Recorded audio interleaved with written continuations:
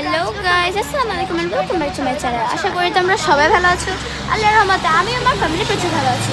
তো আজকে পুরো দেশের ভ্যালেন্টাইন ডে ছাড়াও আমার ফ্যামিলির অ্যানিভার্সারি ডে।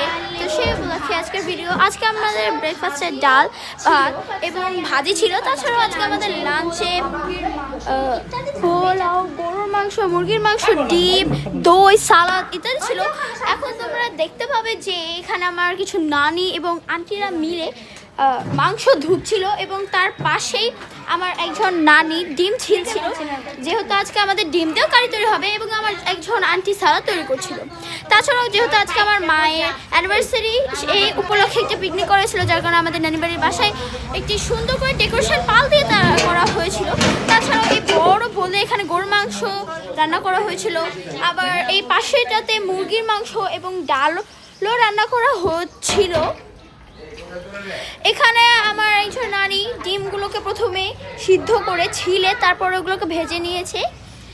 তারপরে এখানে যেহেতু আজকে আমার মায়ের অ্যানিভার্সারি ছিল, তো মা সুন্দর একটি শাড়ি পরেছিল, যেটা আমি তোমাদের এখন দেখাচ্ছি।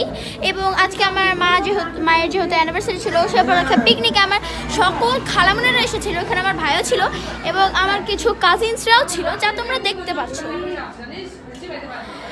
তাছাড়াও গাইস, আমাদের এই 14 ফেব্রুয়ারি আমার মায়ের অ্যানিভার্সারি ডেটা প্রচুর আনন্দের সাথে গেল।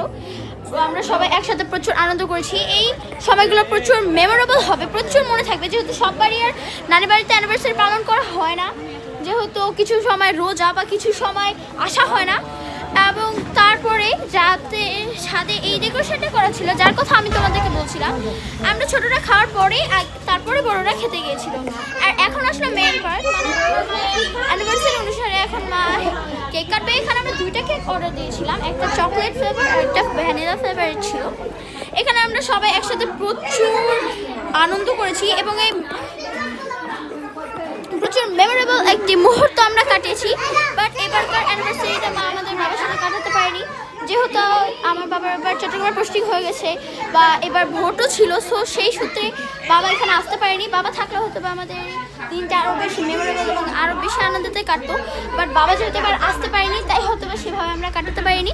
তাছাড়াও এখানে আমরা সকল খালামুনি, মামি, নানিরা একসাথে মিলে মায়ের অ্যানিভার্সারিটা সেলিব্রেট করছিলাম। মা যখন কেক কাটছিল তখন আমরা মাকে চেয়ার আপ করছিলাম। তারপর মা কেক কেটে সবাইকে একে একে খাওয়াতে থাকলো, এবং তাছাড়া আমার ছোট ভাই নিজে একটা কেক কেটেও মাকে খাওয়ালো।